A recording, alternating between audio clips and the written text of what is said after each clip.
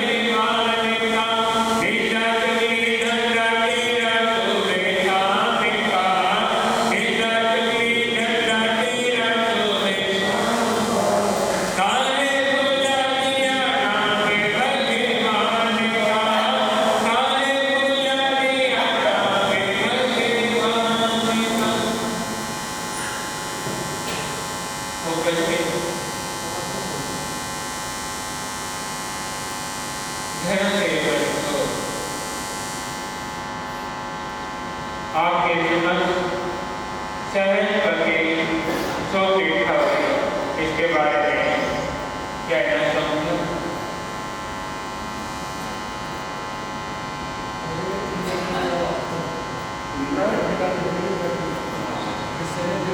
भगवान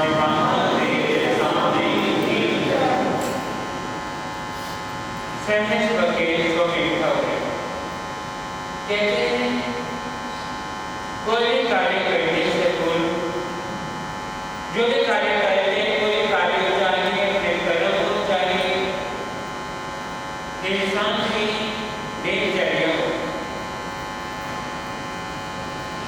अगर मैं उसमें जल्दबाजी करता है तो हानिकारक है, क्योंकि हर चीज की जल्दबाजी हर चीज का कार्य में जल्दबाजी हानिकारक होता है।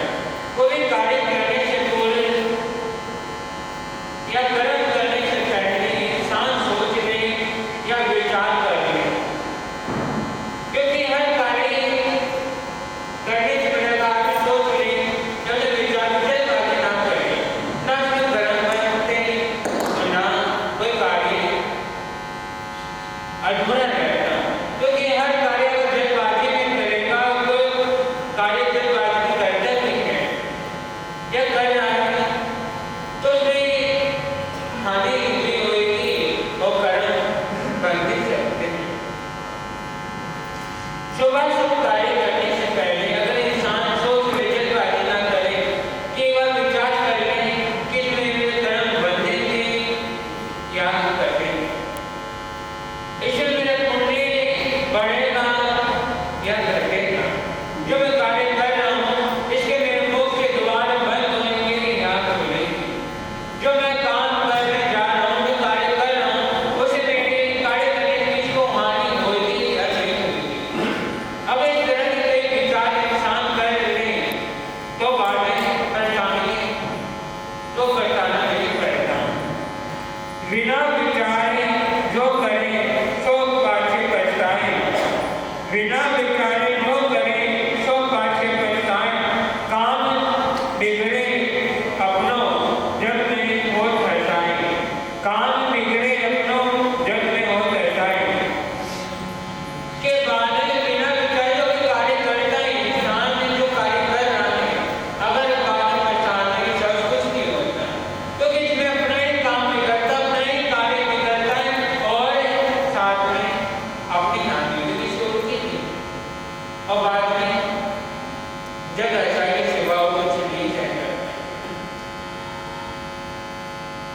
बहुत पुरानी बात है, इसी भरत क्षेत्र में एक नगरी थी। उस नगरी में एक घोड़े का व्यापारी आया और वह काफी घोड़े लेकर आया हुआ था राजा को बेचने के लिए। उसने सोचा कि यहाँ पर जो अपने घोड़े का राजा को बेच दूं।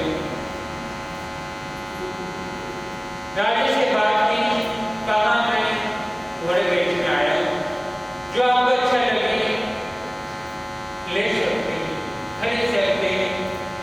राजा का पहले मैं घोड़ों को देखूंगा उनमें कौन सा तेज गति का कौन सा ज्यादा भाग सकता है, क्योंकि जो घोड़ों का शौकीन होता है जो खूब सवार होता है उसको पता चल जाता है देखते ही कौन सा घोड़ा अच्छा है। कि जैसे एक पीड़ित इंसान को अपने घावों को पता है, पीड़ित इंसान को अपनी पीड़ा का पता है कि पीड़ा कितनी हो रही है, उसी प्रकार एक इंसान दूसरे घोड़े को देखकर पता लगा देता है कि घोड़ा कैसा है। उन्होंने कहा सिंधु घाटी के सबसे बड़ा घोड़े हैं। उन्हें राजा को दिखाया, राजा ने इनमें से एक घोड़ा पसंद कर लिया। पसंद करने के बाद तो घोड़े को एकदम तो तैयार किया हो तो सैनिक को सारे घोड़े को देखने के चल पड़ा। घोड़ा बेलगाम हो गया, इतना दौड़ गया कि बिहार में जंगल में रह गया, चला गया और सैनिक के पीछे छूट गए। नगर के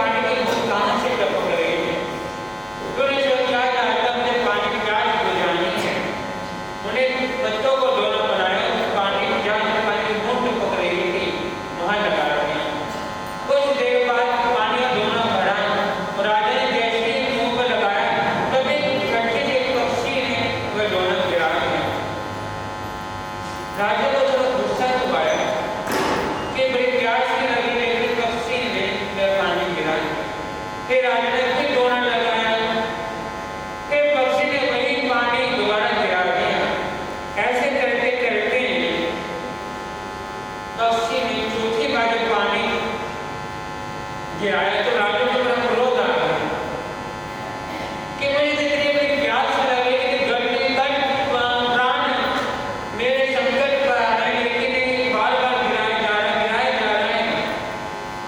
तो उन्हें बड़ा गुस्से में उस पक्षी के प्राण ले लिए जो बांध ले रहा था अंदर ले रखा था पक्षी पर चढ़ा के उसको देखते ही पक्षी के प्राण तो फिर उठ गए।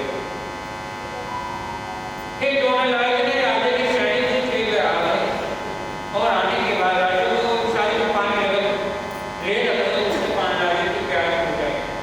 अब राजा ने बूंद की चिंता न ढूंढने की चिंता लेकिन राजा ने कहा पहले पेड़ पर चढ़ के देखो कि पानी जो बूंद टपक रहे कहाँ से आ रही।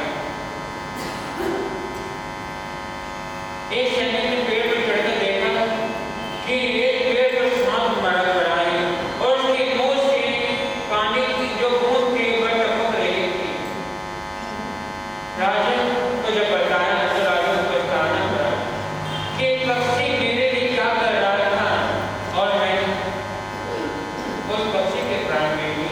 तो किसी कवि ने क्या कहा यदि बना किसी का करना तो बुरा किसी का मत करना अमृत न पिलाने को कर दे तो जहर पिलाते भी डरना। यदि बना किसी का करना तो बुरा किसी का मत करना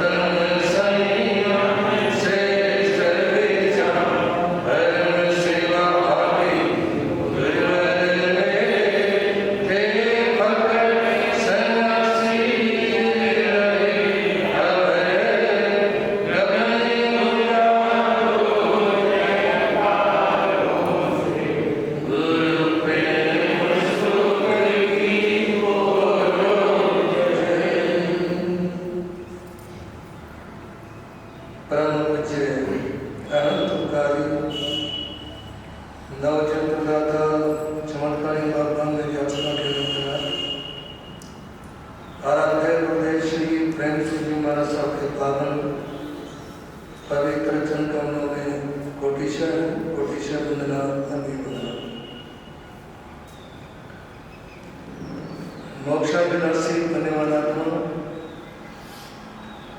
वर्तमान अवसर में काल के 24 घंटे तीर्थंकर श्रवण भगवान महावीर के सामने किया गया एक विशेष महत्वपूर्ण प्रश्न, जिसका भगवान महावीर के द्वारा जवाब दिया गया, वह आपके सामने निवेदन करूं। इससे पूर्व कुछ पंक्तियां इसमें मिलकर बोलने का भाव रखें। प्रसंग है अक्षय तृतीया पाना महोत्सव का। तो इस प्रसंग की प्राप्ति पश्चात से संबंधित पंक्तियां सुने बोले। परम सेवा भावे ब्रह्म जय चमत्कार बाबा श्री प्रेम सुखी और चिंतामणि पार्श्वनाथ तपस्या तपस्या तपस्या तपस्या तपस्या तपस्या सभी मिलकर बोलेंगे। पूरे मोड़े रुमाल लगा ले, हाथ लगा ले। आप कभी देखेंगे ना किसी फादर को भी कहा जाए कोई नहीं बोलेगा, इसे खुले मुखी बोलना चाहिए, हमेशा का रखें। बोले भगवान महावीर तपस्या तपस्या तपस्या तपस्या तपस्या कहो कौन जीवन सफल है बनाती, कहो कौन जीवन सफल है बनाती, कहो कौन कर्मों के धन को खपाती, कहो कौन कर्मों के धन को खपाती, कहो कौन चक्कर 84 मिटाती, कहो कौन चक्कर 84 मिटाती, कहो कौन शिवपुर के सुख है दिखाती, कहो कौन शिवपुर के सुख है दिखाती। तपस्या तपस्या तपस्या तपस्या तपस्या तपस्या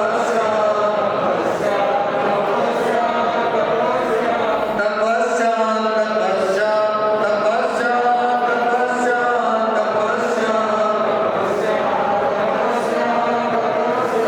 कहो कौन झूला सुखों का झुलाती, कहो कौन झूला सुखों का झुलाती, कहो कौन माता से ममता दिखाती, कहो कौन माता से ममता दिखाती, कहो कौन नरकों के दुख से बचाती, कहो कौन नरकों के दुख से बचाती, कहो कौन मानव को मानव बनाती, कहो कौन मानव को मानव बनाती। तपस्या तपस्या तपस्या तपस्या तपस्या तपस्या तपस्या तपस्या तपस्या तपस्या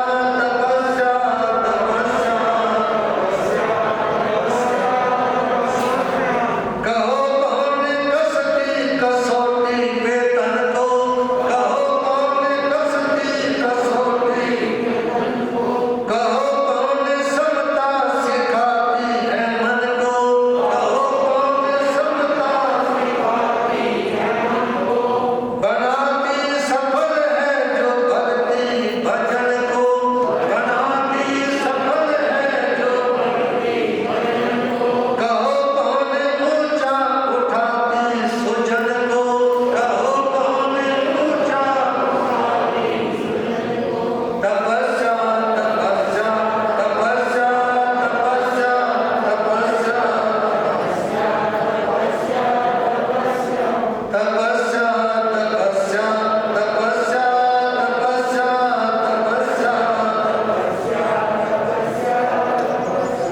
तपस्या तपस्या तपस्या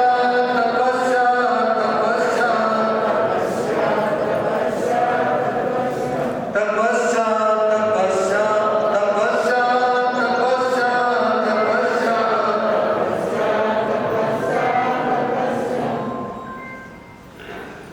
सरदार संतोष सिंह ने आचार्य भगवान पूज्य श्री आनंद ऋषि जी महाराज साहब के सामने प्रश्न किया। मैंने सभी पंथों को पढ़ा है, लेकिन जितना जो तप के पर जैन धर्म में दिया है वो अन्यत्र नहीं। ऐसा क्यों?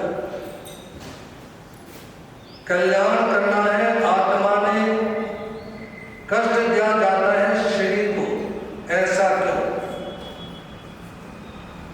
उस समय आचार्य भगवान कहते हैं सुनो, वैसे तो शरीर को कोई कष्ट कभी होता ही नहीं है।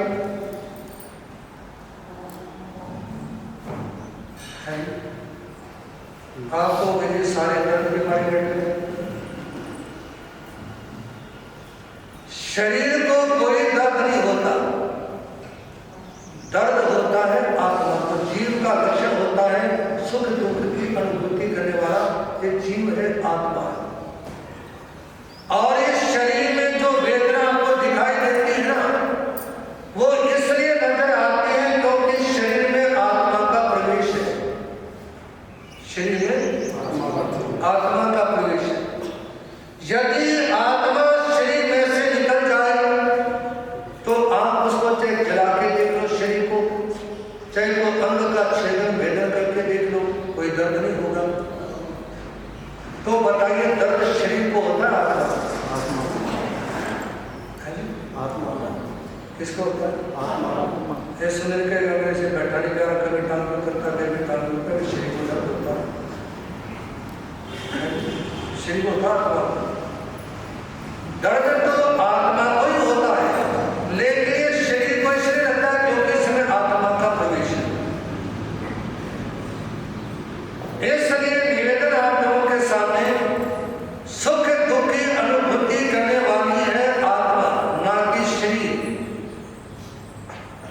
तो इसलिए निवेदन करना चाहूंगा आपके सामने, आप आत्मा की ओर ध्यान देने का प्रयास करें। ध्यान शरीर का भी रखना है, ध्यान किसका? क्योंकि शरीर एक गाड़ी के समान है।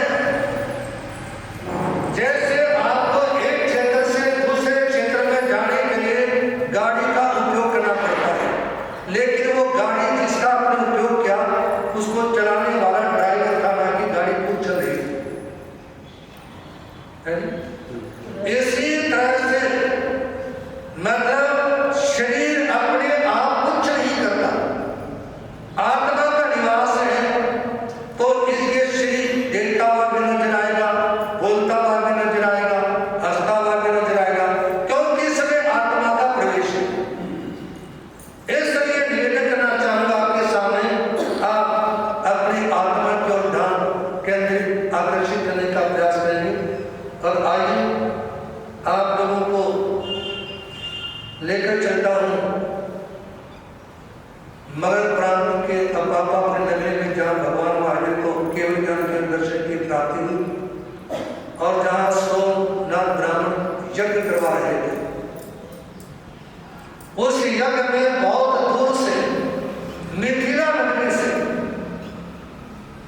एक विद्वान अपने 350 शिष्यों के साथ यज्ञ में सम्मिलित हुए।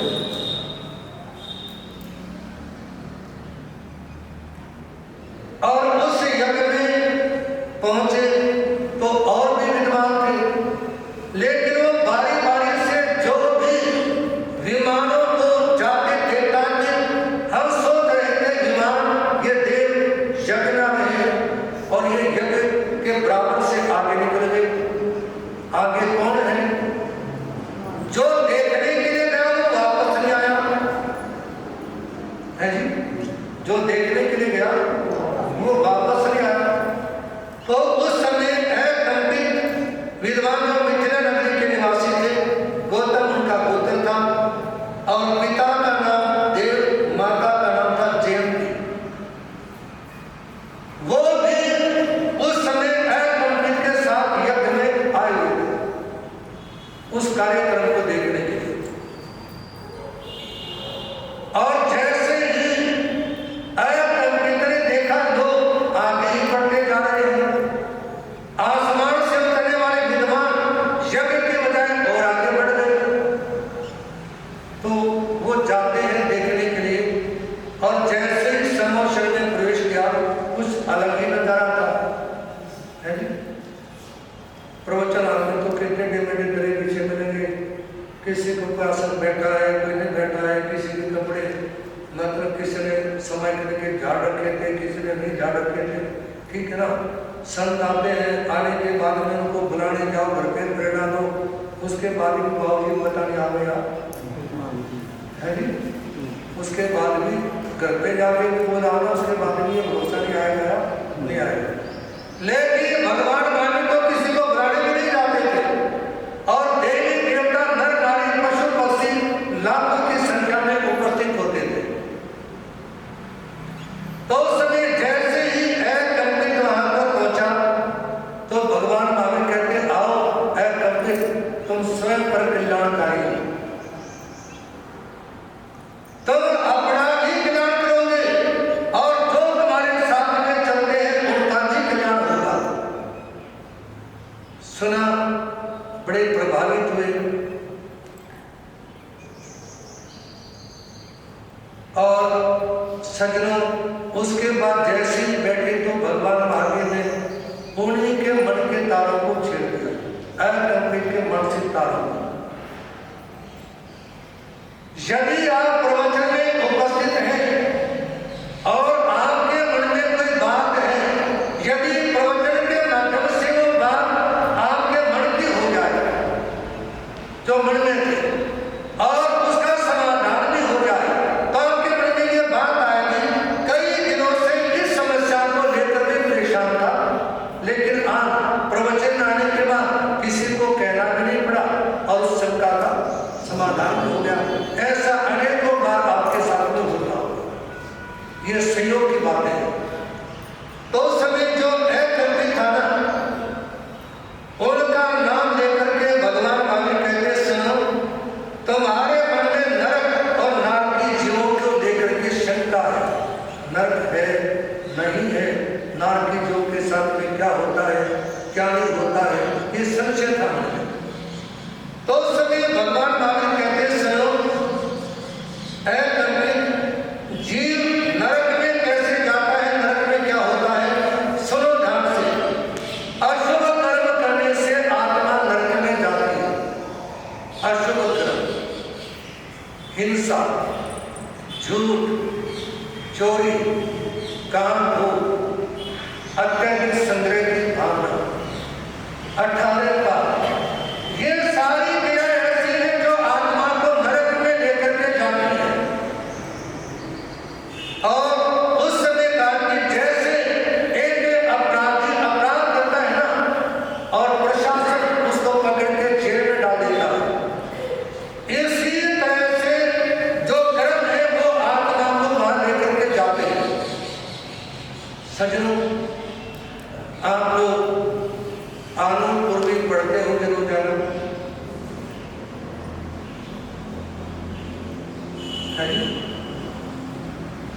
पढ़ते हो नहीं पढ़ते हो, क्या करते हो,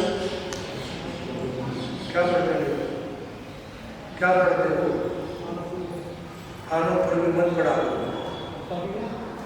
वो आनंद पूर्वी होती ही नहीं। वो आज के समय में क्या है कि बहुत सारी चीजें छपवा दी जाती है, लेकिन वो अनुपूर्वी नहीं होती, वो होती है अनानुपूर्वी। क्या होती है? अनानुपूर्वी होती है, अनुपूर्वी नहीं होती।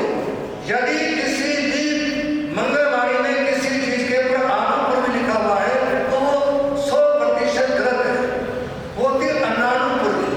अनानुपूर्वी का मतलब जिसमें अंक कर्म से ना हो, अनानुकर्म, समझ वाली बात है। जिसमें अंक कर्म से ना लिखे हो, पहले 1 लिख दिया, फिर 4 लिख दिया, फिर 2 लिख दिया, फिर 5 लिख दिया, जिसमें अंक कर्म से ना हो उसको बोलते हैं अनानुपूर्वी और उसके ऊपर पढ़ा जाता है नवकार मंत्र। और अनुपूर्वी भी होती है, अनुपूर्वी भी होती है, वो होती है 4 तरह की। और अनुपूर्वी का काम होता है प्रशासनिक। अनुयोग सूत्र में 4 तरह के अनुपूर्वी बताए। एक आपने सुना अनानुपूर्वी, जिसमें अंक क्रम से ना हो, वो अनानुपूर्वी होती है। और अनुपूर्वी होती 4 तरह की, नरकानुपूर्वी, त्रिंचानुपूर्वी, मनुष्य अनुकूली और देव अनुकूली। मतलब जिस जीव ने जैसे कर्म किए हैं, अनुपूर्वी का काम प्रशासनिक होता है, उस जीव को उस कर्म करने वाले व्यक्ति को उठाया और उस गति में पहुंचा दिया जैसे जिस गति में जाने के लायक उसने कर्म किए। यदि हिंसा का, परिग्रह का, पंचेंद्रिय प्राणी वध का, अंडे मांस शराब का संख्या है तो अनुपूर्वी उसको नरक में लेके जाएगा। छल कपट मान चाल का संख्या है तो अनुपूर्वी उसको तीव्र गति में लेके जाएगी। केंद्रीय केंद्रीय चौंद्रीय पंचेंद्रिय इत्यादि तीव्र गति में लेकर के जाएगी। और यदि किसी ने इंसानियत का, विनय का, श्रद्धा का प्रयोग किया है जिंदगी में तो अनुपूर्वी उसको मनुष्य गति में लेके जाएगी। और किसी ने प्रोपकार का कार्य, संयम, सेवा से और भारत तक इत्यादि किया है तो अनुपूर्वी उसको लेके जाएगी देव लोक के अंदर। उसका काम प्रशासनिक है।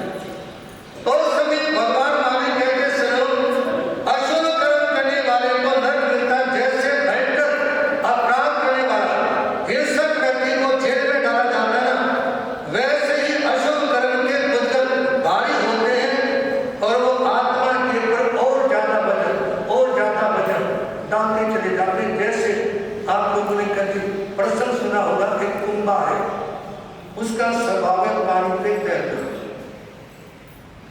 उस कुंभे के ऊपर चिकनी मिट्टी का लेप चढ़ाया और एक कपड़े की पर चढ़ा दिया, फिर लेप किया, चिकनी मिट्टी का फिर कपड़ा चढ़ा दिया, यो 8 लेप चढ़ा दिया और कुंभे को पानी में छोड़ा तो डूब गया।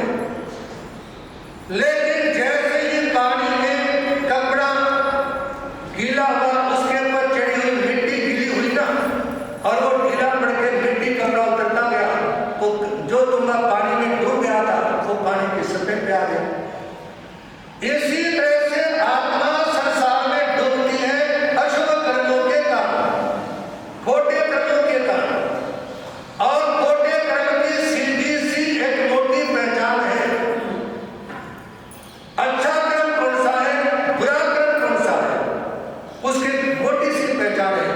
सामान्य व्यक्ति उस चीज को समझ सकता है। जिस कार्य के करने से आपको हार्दिक प्रसन्नता हुई, आपके चेहरे पे मुस्कुराहट आ गई, आपके चेहरे पे अलग से रौनक और खुशी आ गई हो, तो समझ लेना आपके हाथों से कोई अच्छा काम हुआ। और अगर एकदम मायूस हो गए, आपका चेहरा रट गया, आप हताश हो गए, आप रुआवत से हो गए, तो आपके माध्यम से कोई गलत कार्य हुआ। ये अच्छे और बुरे कार्य की पहचान है। तो निवेदन आप लोगों के सामने भगवान वाले कहते हैं कि जैसे एक भारी वस्तु से व्यक्ति का वजन बढ़ता चला जाता है, इसी तरह से आत्मा के ऊपर जैसे जैसे कर्म के उनका हिंसा का, परिग्रह का जो बोझ बढ़ता है ना, कसाय का बोझ। उत्तरादेश सूत्र की सबसे पहली गाथा में लिखा है कि आप अपने को बाह्य परिग्रह से आभ्यंतर परिग्रह के बोझ से हल्का करने का प्रयास करें। एक तो परिग्रह है समान, कौन सा, और एक सबसे भयंकर परिग्रह है जो लोगों को दिखाई नहीं देता। किसके पास में कोई भारी सामान है या नहीं, वो सामान है राग और द्वेष का, वो सामान है क्रोध मान मान लोभ का, जिसको भगवान मामी ने आभ्यंतर परिग्रह बताया। कौन सा परिग्रह? ये उत्तरादेश सूत्र की सबसे पहली गाथा का संदेश है कि आप अपने को परिग्रह के बोझ से हल्का करने का प्रयास करें, और वो है आभ्यंतर परिग्रह। जितने ज्यादा कसाय होंगे उतनी ज्यादा आत्मा भारी बनेगी और संसार सागर में डूबेगी। और इसका विचार आप लोगों ने स्वयं के द्वारा करना है, स्वयं के द्वारा आपने स्वयं ही विचार करना है कि आपके कर्म कैसे हैं, आपने सवेरे से शाम तक क्या किया, आपकी आत्मा आज भारी हुई या हल्की, ये खुद ही सोचना। क्योंकि अपन भी आपके अंदर कैसे कर्म के उसके बारे में नहीं बता सकते, छद्मस्त अवस्था होने के कारण। लेकिन आप छद्मस्त होने के बाद खुद ही जान सकते हो, अपन अपने के बारे में सोच सकते हैं। तो इस तरह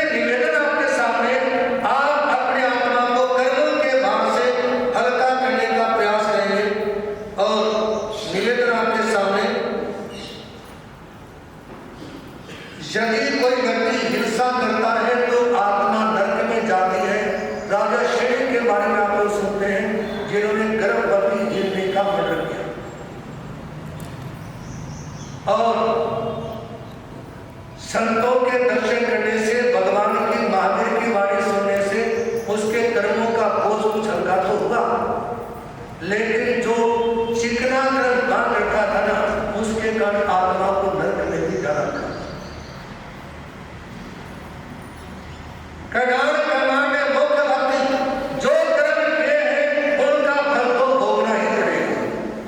चाहे संत बन जाओ, चाहे गृहस्थ में रह लो। कई लोग कहते थे महाराज संतों के पास भी बीमारियां जाती हैं, संतों के पास में ऐसा होता है, क्यों क्या दिक्कत है? संतों के साथ होने में क्या प्रॉब्लम आ गई? कर्म तो उनके साथ ही है, हमारे साथ में तो कर्म है। हाँ कुछ तो कर दो। उन कर्मों को काटने के लिए तो ये शिक्षा दीक्षा है। तो इसलिए कर्म हर आत्मा के साथ में है जो छद्मस्त है। हर छद्मस्त आत्मा अपने कर्मों से प्रभावित है। आप दूसरों से प्रभावित ना हो, अपने कर्मों से प्रभावित हो। आप अच्छा सोच रहे हो तो आपके शुभ कर्म का उदय हो गया। आप बुरा सोच रहे हो तो आपके अशुभ कर्म ने आपकी मानसिकता को प्रभावित कर दिया। ये जो धर्म की बातें हैं, ये कहनी सुननी सुनानी बहुत आसान है, लेकिन अपने मन को सही दिशा देना ही सबसे मुश्किल काम है। सबसे मुश्किल काम कौन सा है? अपने को सही दिशा देना। और अपने को सही दिशा देने के लिए आप स्वयं के विवेक को जागृत करने का प्रयास करेंगे। स्वयं का विवेक जागृत होगा तो आपकी दिशा भी सही हो जाएगी। सजनों, समंदर के समान कोई गंभीर नहीं, आकाश के समान कोई विशाल नहीं, और हिंसा के समान कोई पाप नहीं। हिंसा के समान कोई पाप नहीं।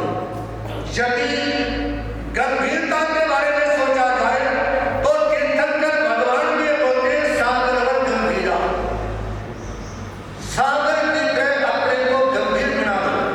उस समय चाहे कितनी नदियां करनी चाहिए, कितने टूटे फूटे जूते प्राणी कपड़े अड़ंगन जो भी उसमें आ जाए, गंदे नाले सब कुछ उसमें समा जाता है। सब कुछ वो अपने भीतर समेट लेता है।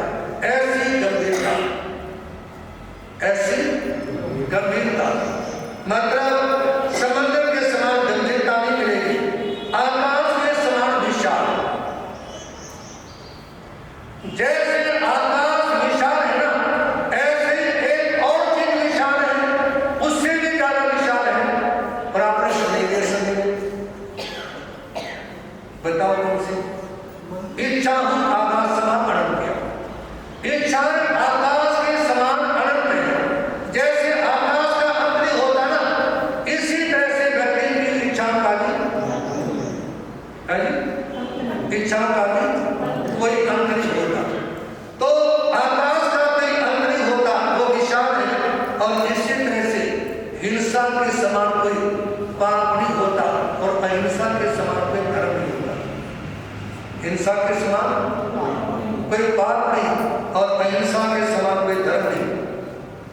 सज्जनों, निवेदन करना चाहूंगा आपके सामने, जैसे सारी नदियां समुद्र में जाके मिलती है ना, सारी नदियां, गंगा यमुना सिंधु सरस्वती इत्यादि, सारी नदियां समुद्र में जाकर मिलती हैं। इसी तरह से जितने भी धर्म है, पंथ है, वो सारे अहिंसा में समा जाते हैं। अहिंसा में सभी धर्मों का और सभी पंथों का समावेश हो जाता है। और निवेदन आपके सामने, जैसे अणु से छोटी और आकाश से भी कोई चीज नहीं होती ना, इसी तरह से अहिंसा से सूक्ष्म और अहिंसा से बड़ा कोई धर्म नहीं होता। यदि कोई सूक्ष्म धर्म है तो अहिंसा, और कोई विशाल धर्म है वो अहिंसा। क्योंकि सूक्ष्मता से ही अहिंसा का श्री गणेश होगा। आप पार्कों में घूमने जाते हो, और पार्क में जाने के बाद में आपने हरी घास में घूमना शुरू कर दिया। घूमने के लिए सूखी पट्टी है, ना कि घास। याद रखना, घूमने के लिए क्या है? बोलो तो। घूमने के लिए पार्क में घुमा करके कई जो पट्टियां बना रखी वो है घूमने के लिए, ना कि सूखी घास। और यदि आपको समझ है, आप यदि हिंसा को पाप मानते हो, तो आपने घास पे घूमना भी नहीं। उसमें बात खाली घास की नहीं है। आप घास की जड़ों के पास में देखेंगे ना,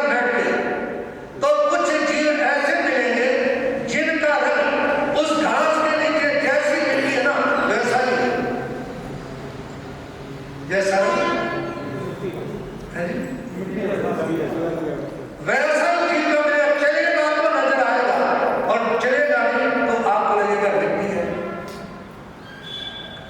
हम कारागारे से आगे बठिंडा की तरफ जा रहे थे तो सवेरे बरसात हुई थी जोरदार। दोपहर के बाद में हमारा ध्यान था तो जैसे रोड से निकले ना तो ऐसा लगा रोड के ऊपर जैसे सफेदे के छोटे छोटे पत्ते अपना चल रहे हैं। देखा तो उनके जैसे मूंछ के बाल होते हैं ना, ऐसे एक दो बाल इधर एक दो बाल उधर और वो चल रहे थे। उस सफेदे के पेड़ों के ऊपर जैसे उसका पत्ता होता ना लगभग उसी आकार के। इसी तरह से जितने भी वृक्ष होते हैं बहुत वृक्षों के ऊपर उनके पत्तों जैसे जी मिलेंगे। इसलिए हिंसा के मार्ग को स्वीकार कर नफरत हिंसा से बचना और अहिंसा के मार्ग पर चलना ये बहुत सूक्ष्म दृष्टि से ध्यान देना होगा, बहुत सूक्ष्म। और जितना सूक्ष्म में ध्यान देंगे उतना ही आप विशाल होते चले जाएंगे। अणु से ही विशाल बनना और अणु से ही विशाल बन के आत्मा। किससे? अणु से ही आत्मा विशाल बनते। याद रखना, आप अपने को बड़ा मानकर चलोगे तो छोटे होते चले जाओगे और अपने को छोटा मानोगे तो बड़े होते चले जाओगे। मिटा दे अपनी हस्ती को अगर तुम मर्तबा चाहे कि दाना खाक में मिलकर बुले गुलजार होता। आप देखेंगे बड़ का बीज कितना छोटा होता, फल तो आपको उसका इतना बड़ा नहीं मिल जाएगा। एक व्यक्ति को ज्ञान दान इत्यादि तो बहुत बड़ा है दृष्टि में, है जी। एक व्यक्ति को ज्ञान तो कम है लेकिन उसने दृष्टि को छोड़कर संन्यास के मार्ग को स्वीकार कर लिया। तो संन्यास और कृष्ण के अंतर को लेने के बाद में बात आती है कि कृष्ण कितना ही बड़ा हो, कितना ही मतलब उसको ज्ञान दान हो, वो संत की तुलना नहीं कर सकता क्योंकि अभी दृष्टि के गुण बदले में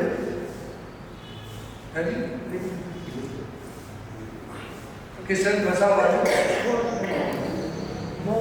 दुनिया रंग बिरंगी बाबा, दुनिया रंग बिरंगी, दुनिया रंग बिरंगी बाबा, दुनिया रंग बिरंगी।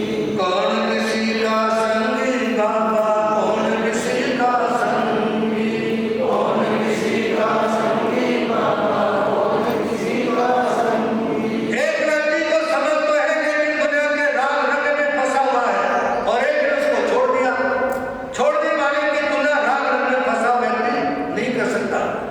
इसलिए अंत में इतना सा कहना चाहूंगा कि राग द्वेष से जिनकी आत्मा ढकी है, जो मिथ्यात्व के प्रभाव में प्रवाहित होकर बह रहे हैं, वे आक्रोशित होकर के नरक में जा जाते हैं।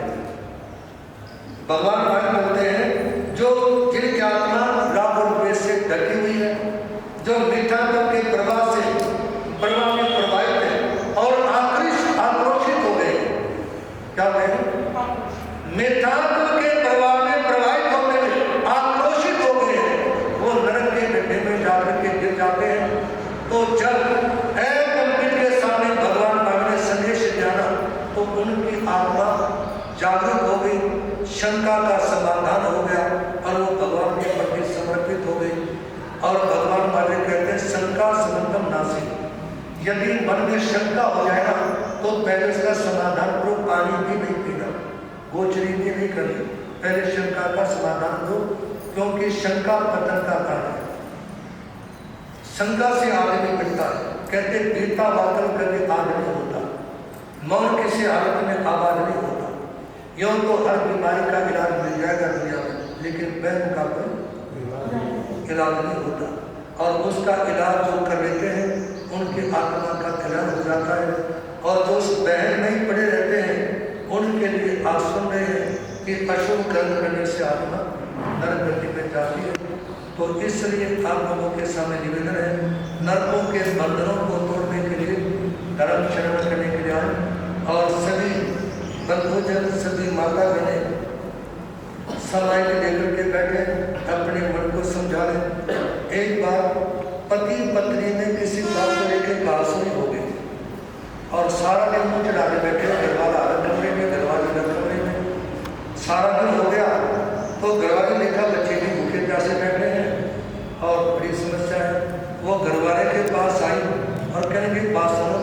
समझौता कर लेते हैं। करवाने का कोई बात नहीं, चलो करने के समझौता तो अच्छी चीज है। कहा कि बोलो कैसे करना है, कहा कि तुम माफी मांगने में माफ कर दोगी। क्या करेगी घरवाली, क्या करेगी घरवाले को, तुम माफी मांग ले मैं तेरे को माफ कर दूंगी, हो गया समझौता। सज्जनों, और आखिरी ये एक समझौता होता है, क्षमा करना, क्षमा मांगना, क्षमा देना। जिंदगी में कई बार कोई ऐसी त्रुटि व्यक्ति से होती जिसका कोई समाधान नहीं, एक ही समाधान है, मैं माफ करता हूँ, मैं माफी मांगता हूँ। इस बात पर चले आने वाली इसी 30 तारीख को आपके क्षेत्र में वर्षे तक पाना महोत्सव है और अन्य क्षेत्रों के भाई बहन भी यहाँ पर पाना करने के आएंगे। और मैं चाहूँगा यहाँ भी कुछ भाई बहन तपस्या करने का प्रयास में वर्षे तक की तारीख शुरू कर दें। जैसे पवन जी के बेटे ने काम संभाल रखा है, हरदेव जी के बेटे ने संभाल रखा है, विजय के लड़कों ने संभाल रखा है, भट्टी के लड़कों ने काम संभाल रखा है। मैं बुढ़ापे में तपस्या की तरफ आओ। जब काम उन्होंने संभाल लिया तो क्या करते आप लोग? आओ, चाहे एकादशी का वर्षे तक करो, अमल का करो या व्रत का करो। इसी तरह से मैं माता बहनों के सामने भी कहना चाहूँगा, वो साक्षी जन बैठे हुए दाएं बाएं कहीं पे, या मधु जैन है, विजय की घरवाली है, ये सब अपना क्या करें, वर्षे तक की शादी करने के भाव रखें, तब करोगे। ये विजय की घरवाली, सेक्टर वाली, दूसरे विजय की घरवाली, तो हिमांशु की मम्मी वर्षे तक की शादी करें। ये तो कर्म बंधे हुए हैं जन्म जन्मों के, जब इनको काटने की कोशिश करोगे ना तभी कटेंगे, वैसे नहीं कटते। वैसे तो चक्कर चला हुआ है, एक बार जन्म ले लिया कहीं पे, वहां मर गए थे, दूसरी में आ गए, वहां से मर गए थे, तीसरी जगह आ गए, लाइन लगी हुई है बस। तो वो तो चक्कर चलता रहेगा। चक्कर को तोड़ने का, काटने का, घेरने का एक तरीका है, तवे परिशुद्धाई। भगवान माने कहते हैं तप से ही आत्मा शुद्ध होती है, उसका आनंद लेने का प्रयास करेंगे। और इसी के साथ में आज टोहाना से भारतीय संघ के प्रधान भाई गंगेधर सभा में, दुर्गा सभा प्रदेशी सभा में और भी जो बंधु सभा के सभी का हार्दिक हार्दिक साधुवाद है। और प्रवचन को देखते हुए ऐसा लगता है अपन दिवाली में है, ये दिवाली ही लगा के आ गई, क्योंकि दिवाली में हो और रौनक कम हो। और केंद्राली जन नेड़ से केंद्राली वाली बड़ी सेवा करते हुए श्रद्धालु परिवार वो यहाँ पर सभा है, आर्थिक आर्थिक साधुवाद है। लेकिन निवेदन ये है कि दिवाली दिवाली नहीं लग रही, दिवाली में यदि हाथ में बैठे की जगह रह जाए तो भी दिवाली आने का फायदा क्या है? इसलिए निवेदन कल आप सभी अपने परिवारों को बोले, इष्ट मित्रों को लेकर जाए, सूचना में सभी को सेट सुनानी जरूरी है, समय भी जरूरी है, बाकी काम भी जरूरी है, दुकान भी जरूरी है, ठीक है ना। अपने भी ज़्यादा टाइम नहीं लगा, प्रतिदिन ठीक 9:15 बजे